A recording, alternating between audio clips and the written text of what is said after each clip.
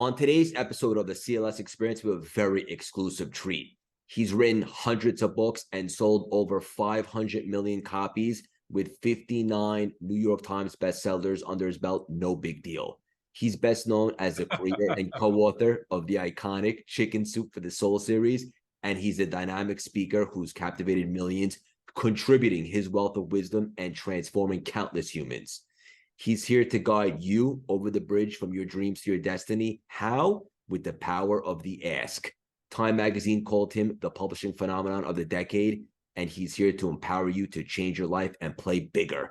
He's just a juggernaut in all facets of life and a terrific husband, father, and human. Please welcome the multifaceted, brilliant, legendary, and handsome, abundant Mark Victor Hansen. How you doing, Mark?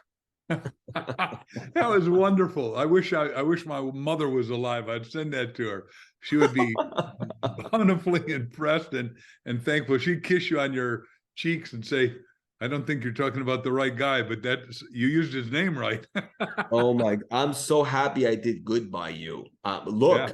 It's your story. You wrote it. I just said it. Well, you ought to write good copy about yourself, don't you think? 100%. And we're gonna have so much fun today. We probably could have chatted for about an hour before we hit record, but at some point we're like, we should save this juicy stuff for the show. Here's what I want to say to the listeners today. We're about 4 million now. In case you guys are living under a rock and you're not familiar with Mark, do a deep dive. Read any of his books, check out his content, see what he's up to, play catch up. What I think's most valuable today is we just have a dynamite conversation. Before we dive in, we're gonna get a little weird. You ready for me, Mark? Yes. What is your superpower? I think it's seeing more in other people than they see in themselves and connecting people, because we own probably the fast growing publishing company in the world called Mark Victor Hansen Library.com. And every one of our clients has a different kind of problem. And a lady who's got the cure to somebody who got the vaccine that's dangerous said, "I need a bodyguard." And I said, "Well, we're doing a book with the top Mossad guy, and he's doing a book called Rabbi Rambo. And we put him together, and he has protected her as she's traveled to Rwanda and around the world."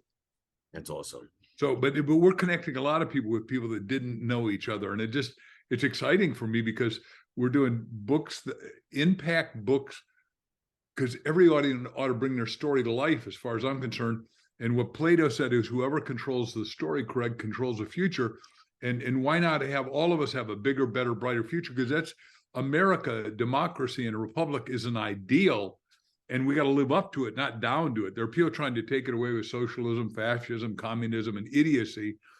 And, I'm a flaming capitalist. So I love the deal we got. My parents were immigrant Danish people that came out of socialism, and my uncle created the Black Band to take all the Jews out of Germany into Denmark. So, and kissed my dad and said, "You're 14 years old. Here's $100. You're going to America. I'll never see you again," because Hitler's got a $100,000 hit on all of us. So I'm really keen on what you and I know about free enterprise. It's the only system that works.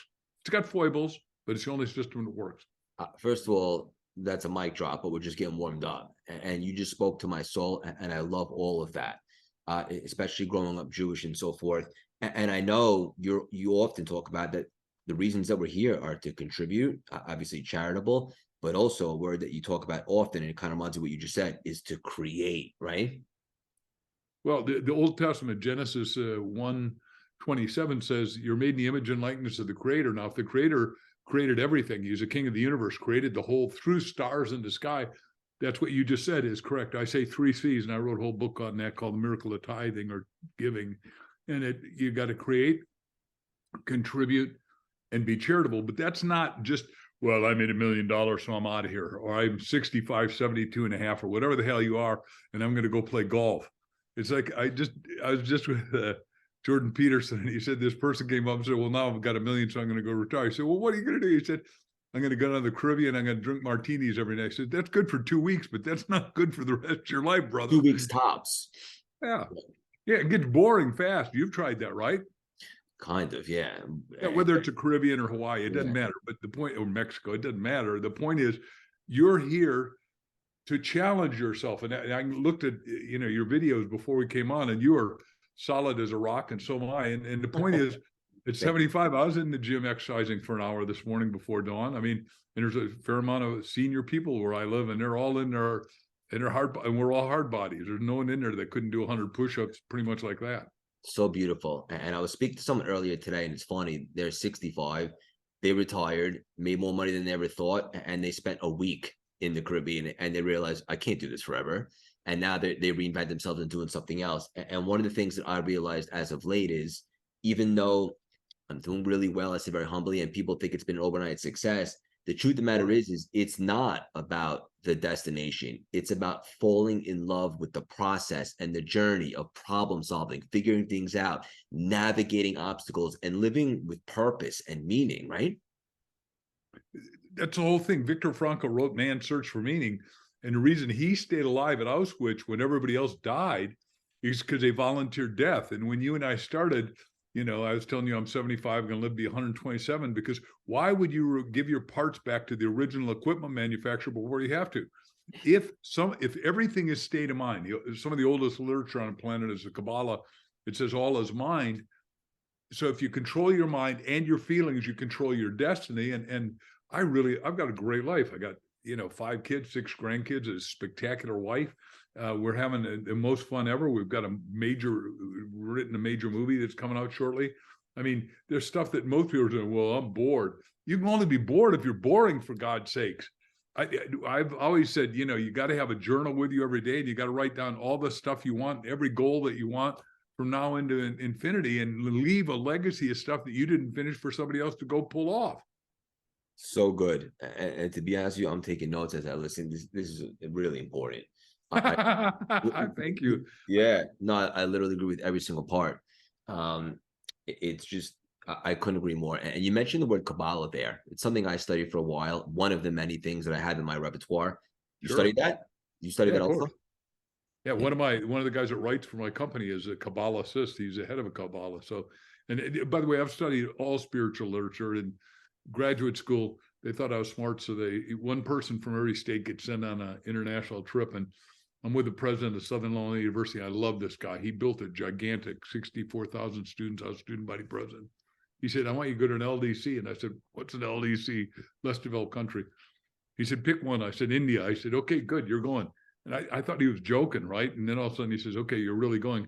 Lived there, learned everything, but went through the spiritual literature. But the oldest, purportedly, the Upanishads, the first line says, out of abundance, he or she took abundance, and still abundance remained. Now, in the Christian dogma, that would be John 10:10. I've come and you might have life abundantly. In Deuteronomy, it would have said, you're here to 1,000-fold yourself during your lifetime, 1:1.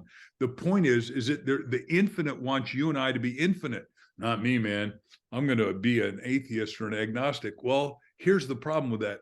Show me where your hope is, because you're an existentialist. You and I are here to have infinite possibility, infinite opportunity. And it's only when guys like you and I use our Napoleon Hill's first book was How to Make a Boodle with a Noodle. He changed it to Think, Grow Rich, thank God. But is that really the title? Yeah, the original title, and the publisher called him the day before and said his nickname was Nap, Dr. Hill Nap.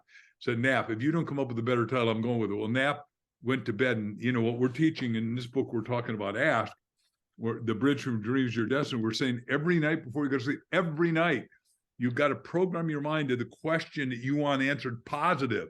Now, if you say, how do I go bankrupt? How do I get divorced? How do I get sick? How do I do anything wrong? The subconscious doesn't care. It figures it out during that, because you're born over endowed with too many brain cells. But you got to program it. And when Jack and I wanted chicken soup, we didn't have the right title in our respective houses. We said mega best-selling title, mega best-selling title, mega best-selling title, mega best-selling. And Jack calls me at 2:58 in the morning. This is before cell phones. Wakes up my whole dang house, and I had a daughter becoming a vet at the time. 88 animals on 1 acre, which is not like a smart idea in Newport Beach, California at the time. I'm in Scottsdale now, but Jack says chicken soup. I said, for the soul. I said, brother, we got it. And then 144 publishers turned this down.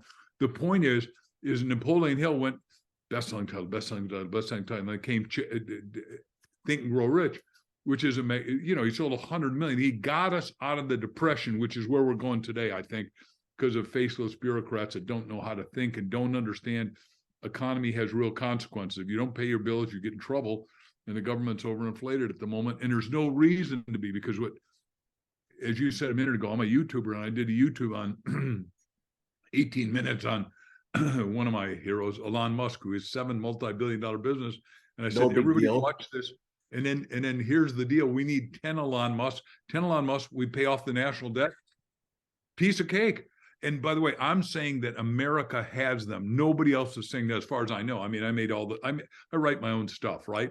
And if you object to any of it or disagree with any of it, you don't have to nod your head and say, I'm going to be nice to Mark while I'm on his show. You can say, hey, that there can't be 10 guys. There could be 10 guys. What they lack is one thing that's everything, which is the belief, a la courage, to go forth. And what I'm asking you to do with me today, Craig, and I think you'll go for, is that we're giving them, you know, our hero president. I don't know if you think Jefferson was the smartest president, but his biggest line, as far as I'm concerned, is, if my candle's lit and yours isn't, you light yours and mine. Doesn't take anything from mine, but it makes the world fourfold brighter. And if you put it like that, you can see it jump. But the point is, what a cool thing if we could get everybody to get their damn candle lit, because right now 500,000 techies have been fired in the last 2 weeks.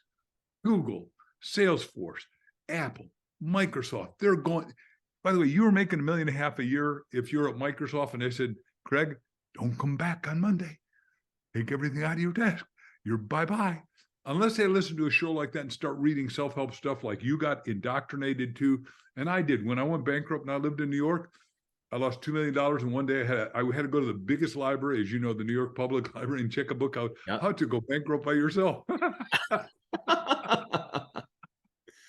I'm on the bankruptcy courts in the Eastern District, and the hustle ambulance chasing lawyer comes up and said, hey, buddy, I'll take you bankrupt for $300. I said, you yo-yo, if I had $300, I wouldn't be going bankrupt right now. I hope you're having fun with this. I'm loving it. Wait, you're the first one I've ever asked about 10. We need 10 Elon Musks. Do you like that idea? Yeah. Guy's doing something really right. Yeah. In other words, by the way, some of his stuff's not going to work, but Tesla today, some of you are going to be watching this in the future, but while it went down today, this week, he went up $12.8 billion, and then he created Chat GPT, which is up another $29 billion. By the way, because ideas create wealth, create love, create joy, create opportunity, create achievement, create an outpicturing of unlimited. You and I are here to be a fountain of good if you use your mind. A girl told me this week, what you got to do is kiss your brain. Every one of you out there, you ought to kiss your brain, because this is where the money is. That's right. And this is awesome, straight up. I can't wait to listen to this back. You mentioned abundance, and specifically the candle analogy, and I'm familiar.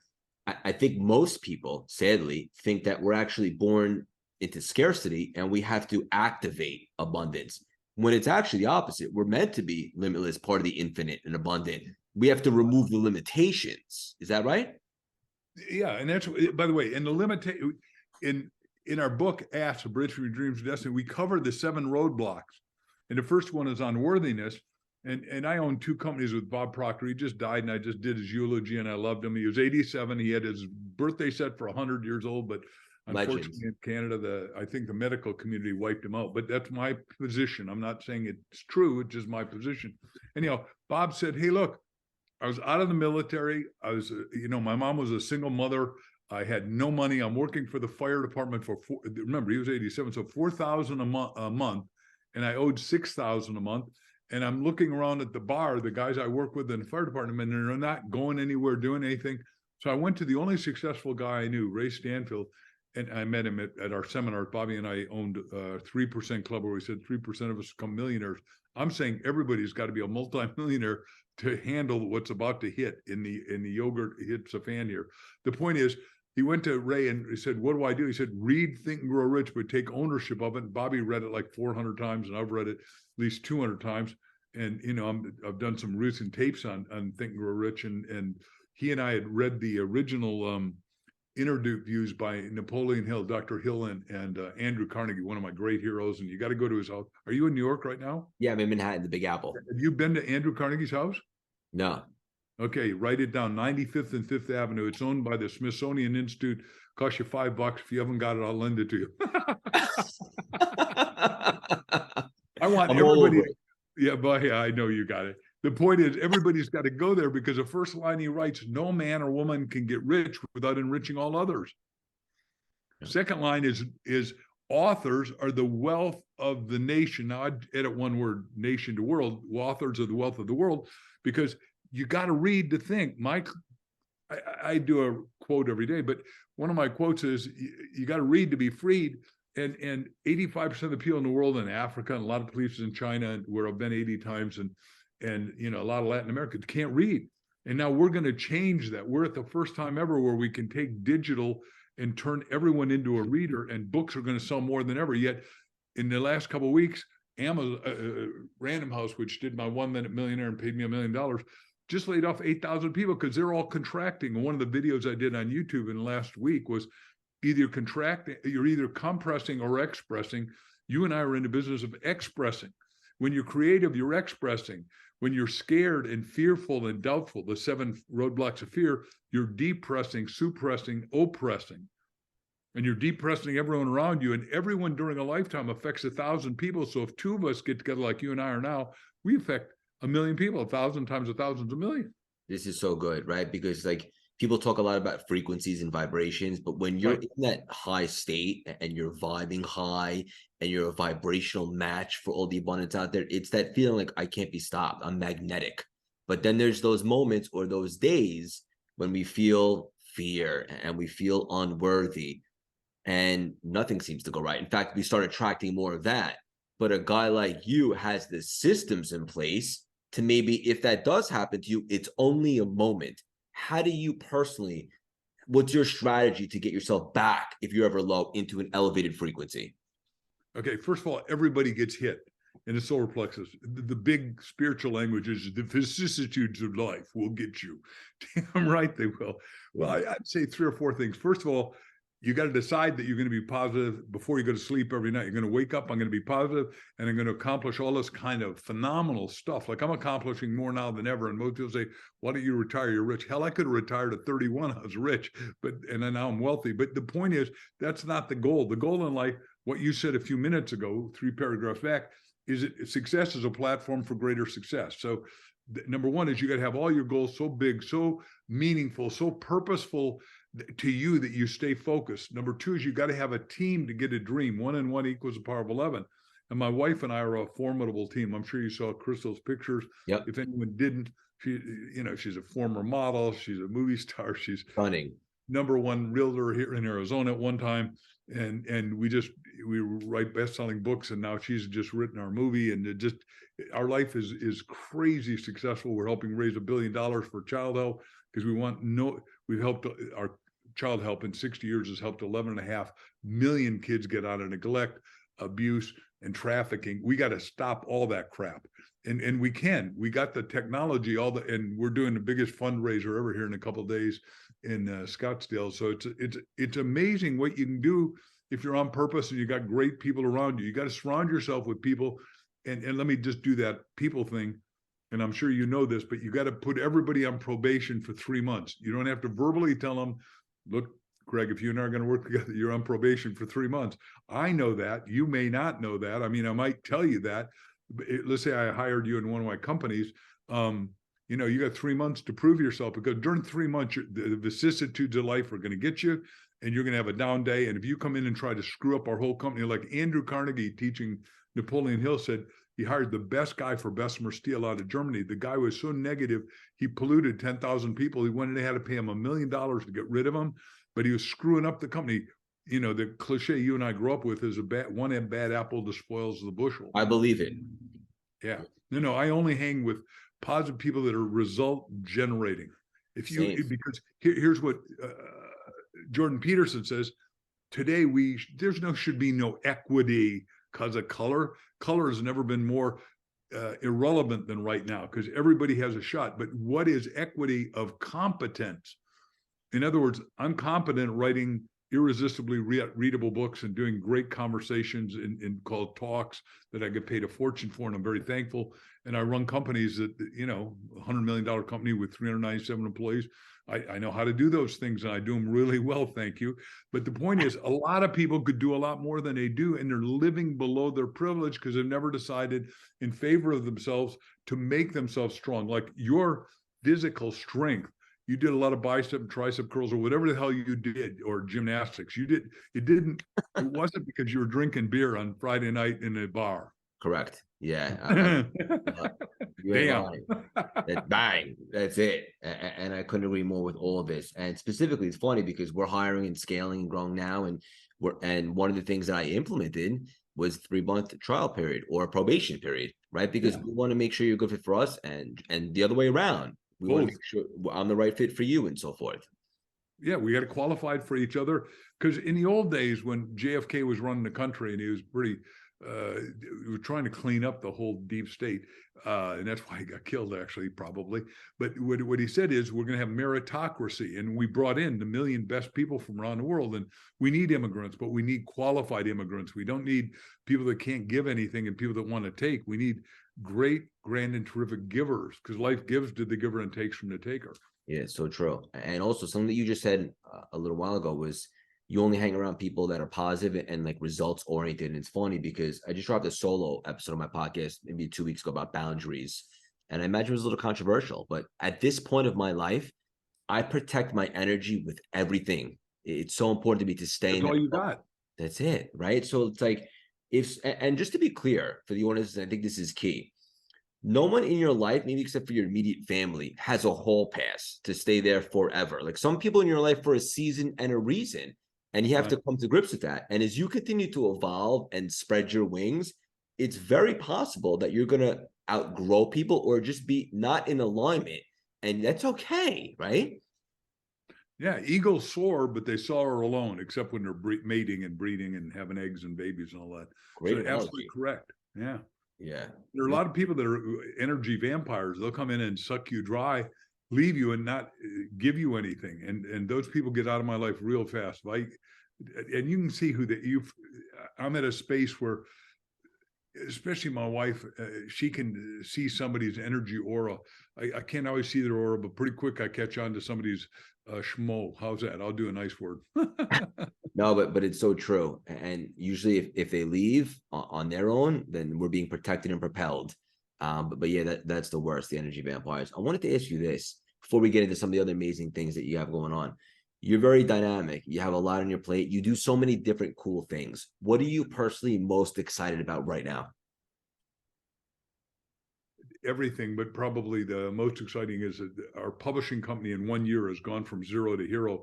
The first 18 books we printed, published, took out are all #1, Amazon #1, and then they're jumping to, we get some ways now to jump them through Wall Street Journal. And like, as you know, you said, I was #1 New York Times 59 times, which I have a Guinness Book of Record. Nobody else has ever done that many in a row, and that's fiction or nonfiction. So I'm very Nobody ever will.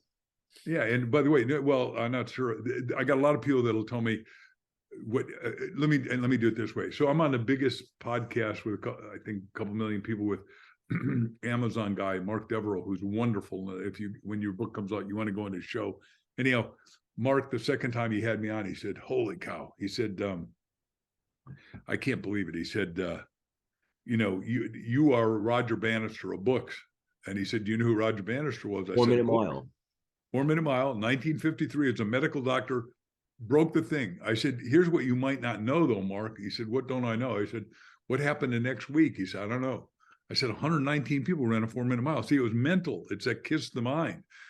But there's a body, there's a brain, which is college and university and high school teaches, but mind can think. That's what Einstein taught my teacher, Dr. Fuller, it has imagination, which is more important than facts, because facts, the world used to be flat. Everyone knew the world was flat. I mean, before Christopher Columbus, basically, I really believe Leif Erikson got here first, but he wasn't a good publicist.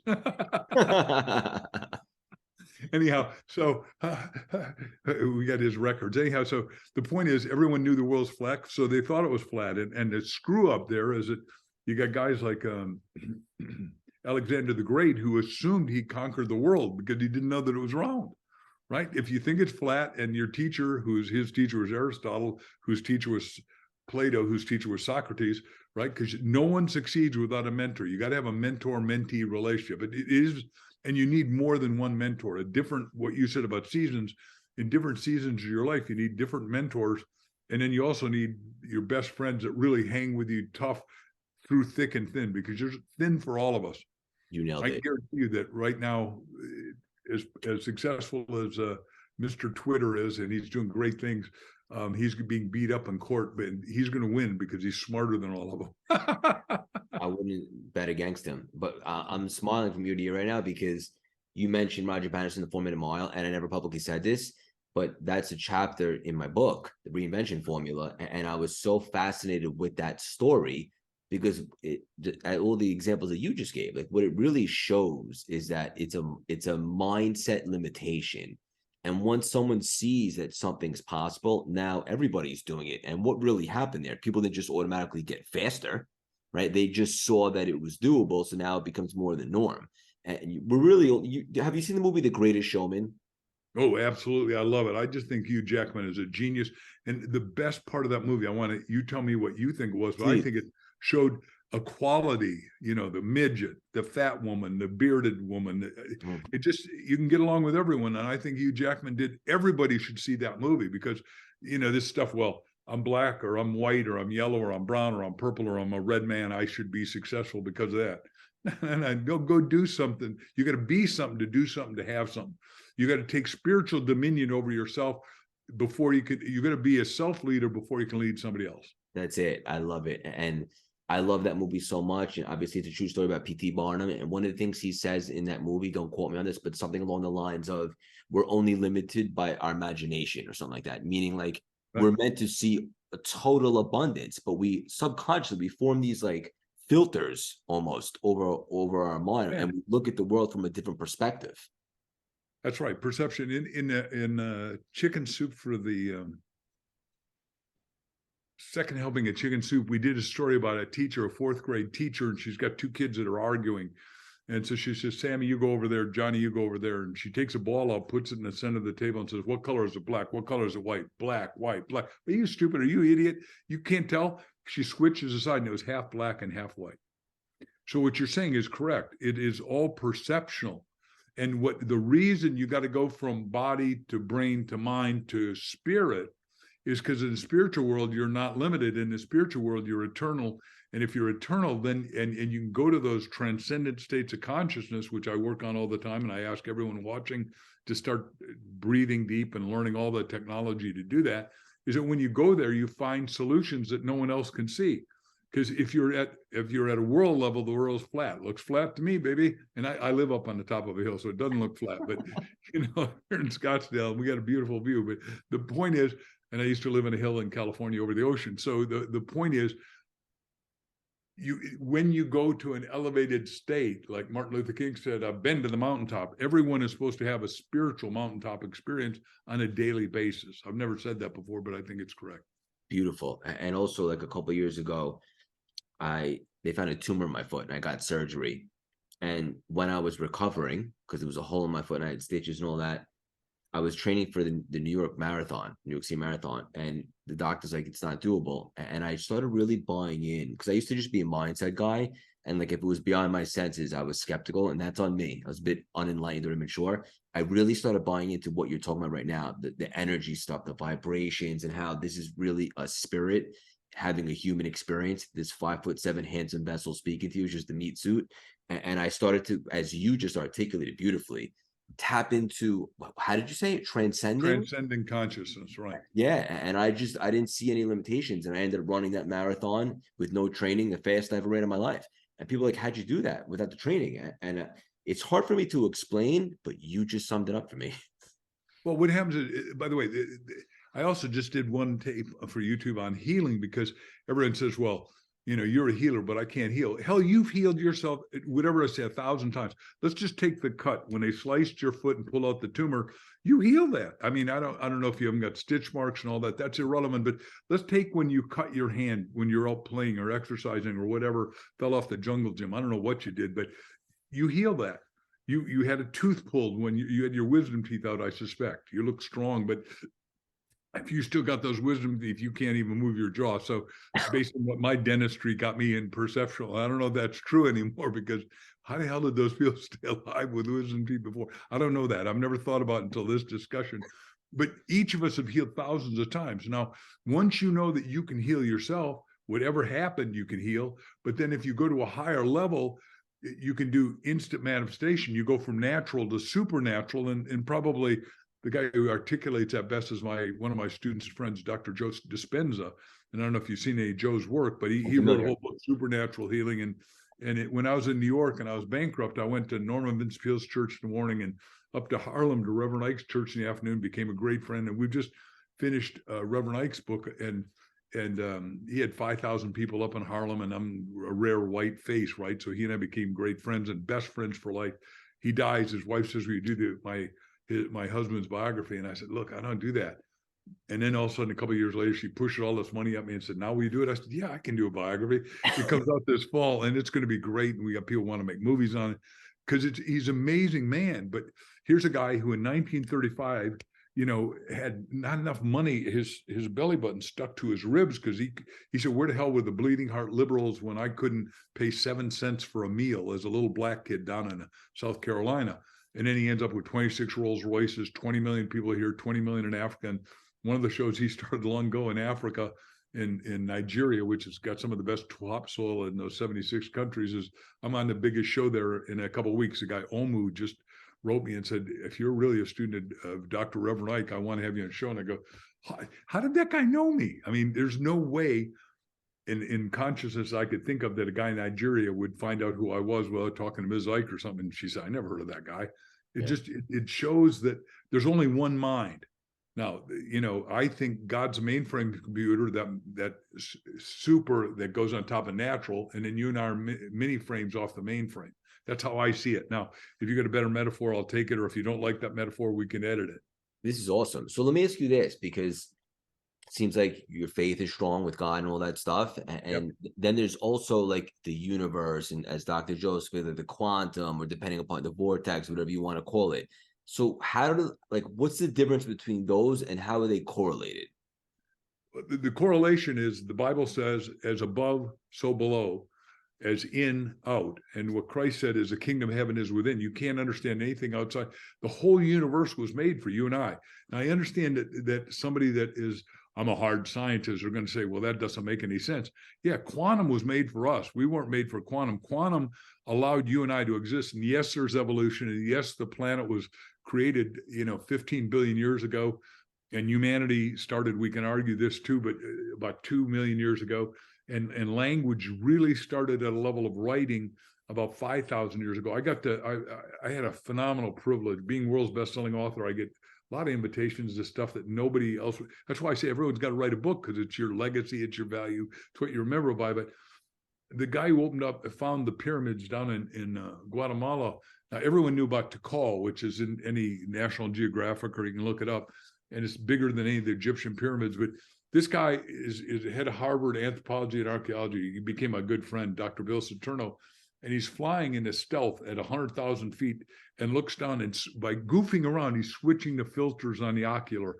And he said, "Oh my God, there were 10 million people down there," because when you're next to the tree, you can't see the forest, right? Right. But when you're above it, he saw 6-lane white highways 10,000 years ago. And then he saw, when I was in graduate school, Dr. Bucky Fuller said cosmogony, the outreach of human beings, we could only walk 29 miles. So every city was 29 miles from the next city. And sure enough, we go down to Guatemala, they fly me down there. He and I write the thing for National Geographic. But every morning we argued, what the hell killed 10 million people? And today I can tell you unequivocally, because I'm on the board of a company called the QCI LLC in Ann Arbor, Michigan, run by a genius, the Nikola Tesla's best scholar with the biggest museum, spent $600 million finding out how to take all garbage, which I've always said one of my 10 macro goals is take all garbage and put it back into a resource, metal to metal, glass, plastic, water to water. Every one of us creates 5 pounds of garbage a day. Well, this guy, Dean Rose, has done that. But down there, they kill themselves because when the garbage piles up, it goes into water. When the garbage piles up, there's germs, pathogens. We can go through all the stuff in quantum, but it goes right in the water. When you drink the water, you're innocent. You're just drinking water. You're not, 10,000 years ago, they didn't say, hey, Craig, you drink that crap and you don't boil it, you're going to be a dead person, right? So of course, they killed themselves, but didn't know they were killing themselves. I'm saying today in America, we're doing the same dumbass thing because we got politicians not paying attention to the right stuff. We got 10,000 full garbage dumps. Now, I won the Horatio Alger Award, and I know Wayne Huizenga, who just passed away, and his son, who's running it now, the biggest garbage company. He didn't mean to 50 years ago when we created the first garbage dumps, but he only put 20 mil poly. Now, by the way, it seemed like a hell of a good idea, but he never thought about acids. He never thought about estrogen and testosterone, which is it ultimately turns into acid, burns through that, goes right into the water table. A polluted water table, you say, well, we got great filters here in New York. You do have great filters, but they're not equal to the pollution that we're creating. So we've got to convert all the garbage back into a resource. God makes no junk. I know that you've heard that about human beings, but I'm saying God doesn't make any junk anywhere. Everything has a purpose, and we got to repurpose it. Just like what you said maybe before the show began, and if we did it on the show, I'm going to redo it, but you were repurposing you to higher, better, stronger, and greater levels. That's what I'm holding up the mirror and saying, hey, everybody, read my book, Ask, and let it get you in your ascent to higher ground, because every one of us needs to max out his or her 100% potential. Right? This is awesome. I mean, you're as solid as a rock. I don't know what your body fat is, but it looks pretty damn thin to me, if you'll forgive me. I mean it as a compliment. I know. Yeah. But what I'm saying is that you're also here maxing out your mind and your spirit. And that's what we're all here to do. We're not here, well, Mark and Craig have it, so I don't need to do anything. No. If you're here, you're the biggest thing we wrote in here is that when you were born with a destiny. It says in chapter Jeremiah, before you were in your mother's womb, I knew you. What does that mean? That means the spirit of Craig was here before you got here physically, and it's going to be here after. If you watch any of the near-death stuff, all of the people that died, 20,000 of them on YouTube right now, died, came back from car accidents, cancer, all kinds of stuff. Every one of them had the same thing. Spirit said, hey, you're not done yet. You made a guarantee that you were going to do this in life. You get to go back and finish your job. Really? Yeah, no, you got a job here in the plant. You're doing it right now. I think you're on your purpose, but your right livelihood, whatever you want to call it, your true mission, your unique talent, skill, ability. Who, me? Yeah, you are. I'm definitely fulfilling my assignment now, but I couldn't say that before I reinvented myself. Right. And whatever level you got off Wall Street, it wasn't because it wasn't that you didn't make money and weren't successful. It's that it wasn't your right being. No. I had to go bankrupt because I was trying to be Bucky Fuller rather than myself. You can't be another person. You got to be you. All guys in self-help like you and I do is hold up the mirror and say, hey, look, see how big you can be. See how wonderful you can be. See how fulfilled you can be. See what kind of relationships you can create, who you can hang with, because the best you've done is a platform, like I said a second ago, to go to a higher platform. This is so good, straight up. The only negative I got going on is we don't have 10 hours to chat, but I have a feeling it's just the beginning of the friendship. You're limiting it. A couple things that I have to ask you before we end, just for the audience's sake. Yeah. Quick, I know it's not a quick answer, but as quick as you can. Chicken Soup for the Soul, how'd that come about? Jack and I are talking to 6,000 people at Jack Canfield? Yeah, Dr. Jack Canfield and I were on the same program. We didn't know each other at the time. I knew him. I'd read his book, 101 Ways to Build Self-Esteem in the Classroom, because I knew he was going to be on the program and I wanted to study it and meet him. I'm the tie-up, so I didn't get to see him talk in the morning to the Mandala Foundation with 6,000 people. He comes up to me after I'm done, after I've signed 1,000 books or something. He waited. I couldn't believe it. And he comes up and said, do you know me? I said, yeah, you're Dr. Jack Canfield, third in your class at Harvard.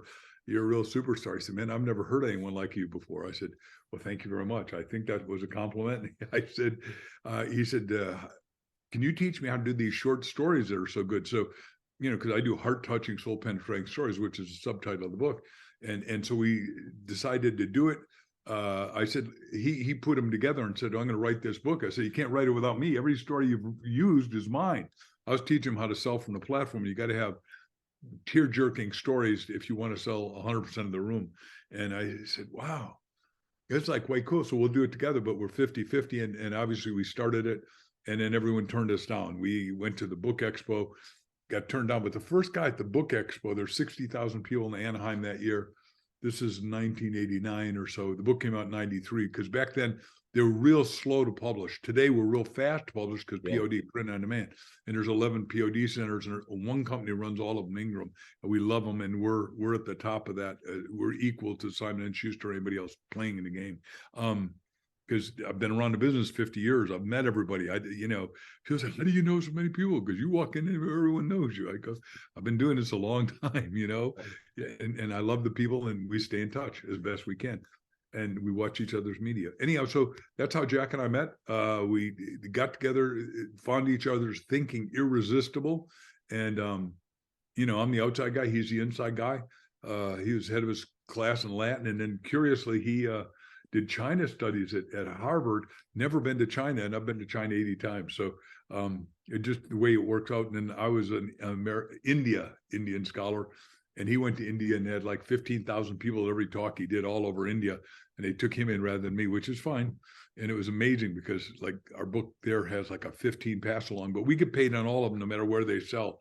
In other words, like right now, this book, which I wrote 20 years ago, 1 Minute Millionaire with Bob Allen, because it's the butterfly. Everyone's a caterpillar until they go into the cocoon of learning, self-help action, and then we become a high-flying butterfly. Well, there's 2 books in one, and my colors are pearl and yellow. So at the left side is your left brain, and the right side is your right brain thinking. Anyhow, that's the #1 book right this minute in Greece, which is going like that because everyone wants to read stuff. And in Vietnam, we're #1. I've been up until COVID, we were #1. Crystal and I were in Vietnam every year.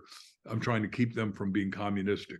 I'm trying to keep them to be capitalistic because look, capitalism isn't perfect. Now, crony capitalism sucks, but real capitalism, real free enterprise.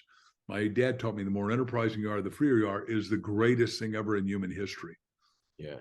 Adam Smith created it, and Andrew Carnegie emancipated Napoleon Hill so he could emancipate the rest of us. And now, thank God for books like this. We're emancipating 100% of humanity because I just have a more media outreach than Dr. Hill did. Yeah, this is unbelievable, straight up. I didn't know that about the data that you said about everybody that died and came back. The spirit said to him, "You're not done yet." 100%. Same thing. Now, remember that a Christian's going to see Christ. Jewish people may see Moses. A Buddhist will see Buddha. Islam will see Muhammad, and but they all come back with it because we watched all those videos because of some of the we did a big book called Chicken Soup for the Grieving Soul I Champion, and it's only sold at funeral homes. But the average funeral, if you're not, I believe, should be cremated and give away your body parts. But that's just my belief. It may not be the listener's belief here. But why would you waste the ground? Dust to dust is the spiritual principle in the Old Testament. And somebody else needs your eyes if you got them. And because I'm spokesperson for the American Red Cross, we're out of blood. If you need blood, there's no such thing as pseudo blood. So I raised blood before for them with the chiropractors. We got them all the caller patients and reactivate them and say, if you give a pint of blood, I'll adjust free, and Mark's going to give you a book. We gave away 1.5 million books. We cryogenically froze blood for 1.5 years in advance because you're supposed to be charitable. Now we're out of blood again. So if you have a car accident or your kid needs blood or your wife has a baby, and there's no blood that matches, you're called dead. There's no pseudo blood. So everyone ought to give a pint of blood and write on your driver's license that you're going to give blood when you're dead. When they're sure I'm dead, use my blood, use my kidneys, use my heart. Somebody else can use it. That's right. You have a ton of energy. It's really impressive. Just want to acknowledge you. Yeah. Thank you.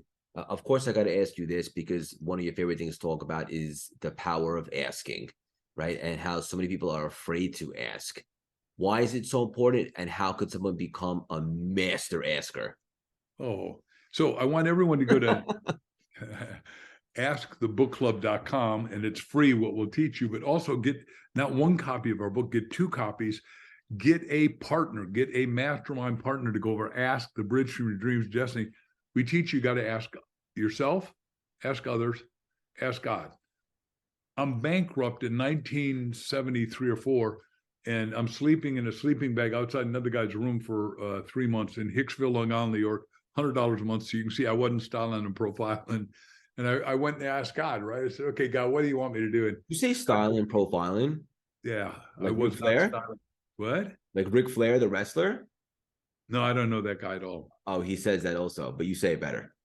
Oh, I learned it from Reverend Ike, and I thought, what a cool line. I'll just use that forever. I expect Please he did continue. too.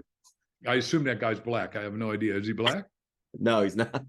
Okay, well, doesn't matter. We all are one. By the way, after 3/16 inch of skin, Leonardo da Vinci and Michelangelo cut in the skin, and everybody's the same underneath that little, what's called your epidermis. Anyhow, so I'm sleeping, and God says, well, what do you want to do? And I said, I want to talk to people that care about things that matter, that would make a life-changing difference. Go to my 3 roommates in Hicksville, say, hey, you guys know anyone that's not a Broadway star, not a celebrity, a cotton top, a doctor, a lawyer? I said, yeah, this kid, this is interest rate's 28%. The economy's in the crapper. The oil embargo hit, man.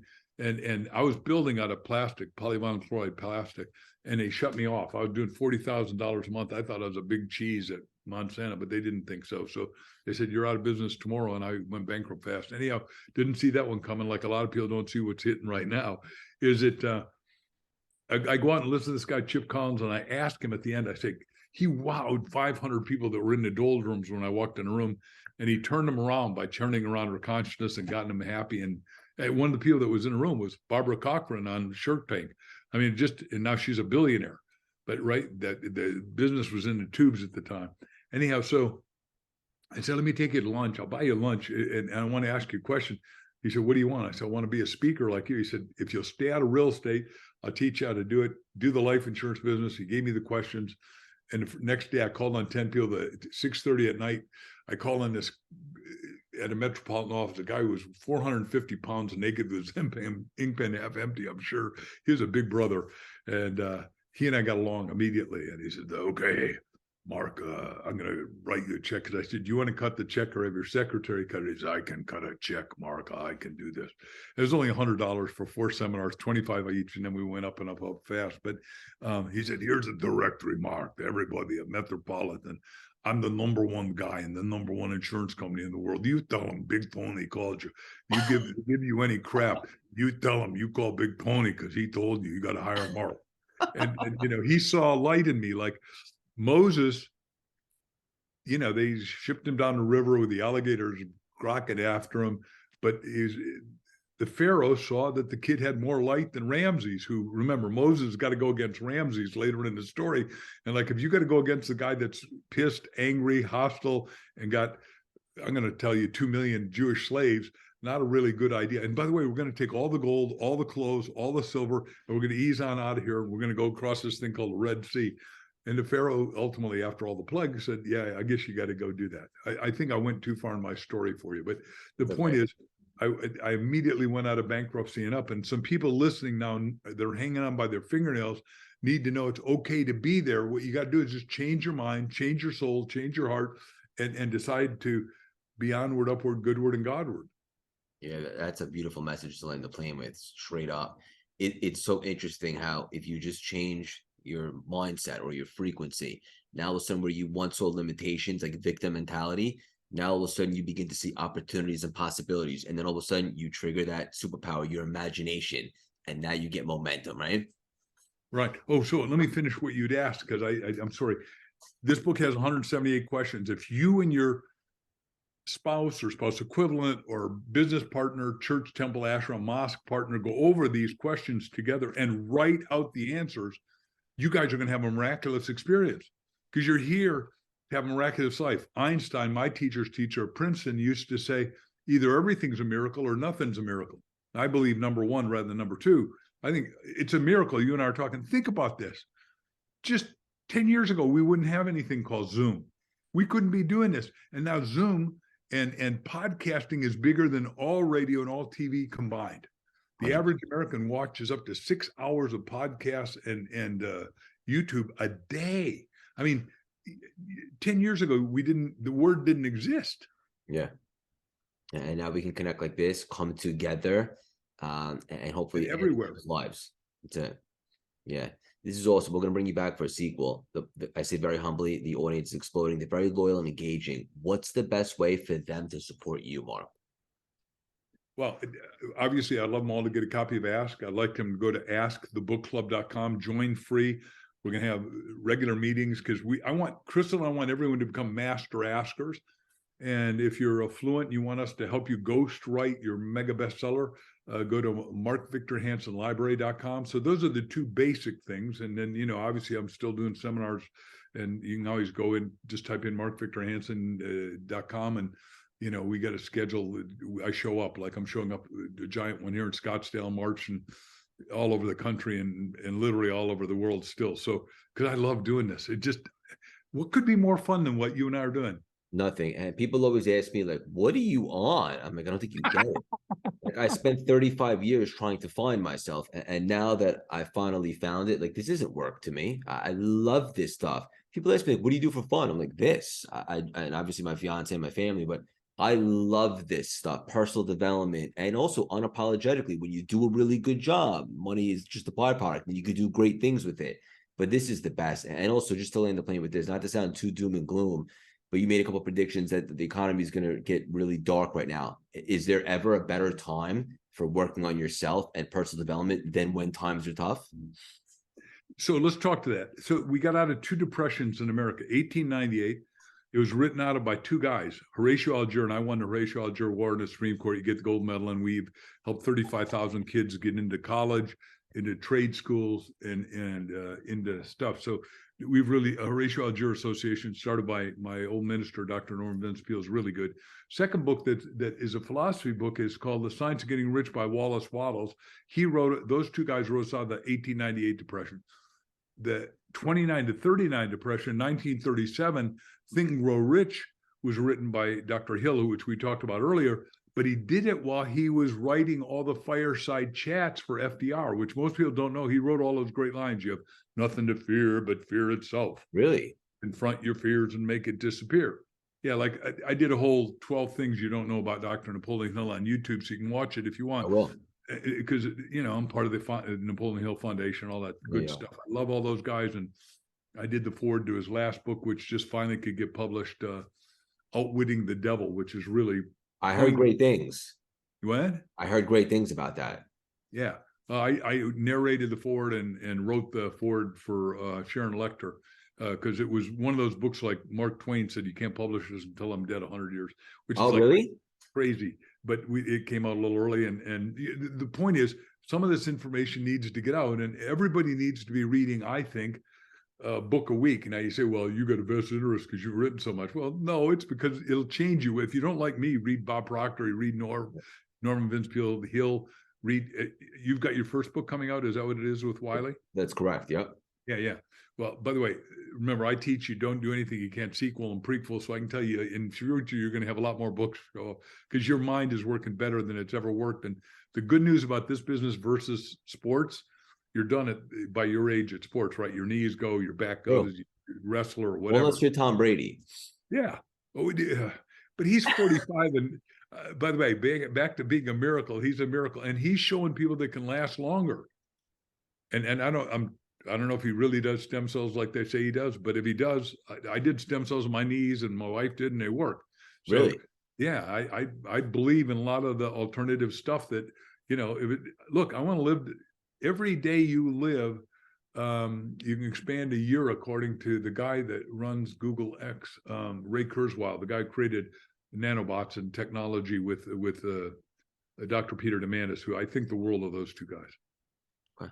But we're in the first time when we live long. I mean, I wrote the book with Art Linkletter, How to Make the Rest of Your Life the Best of Your Life.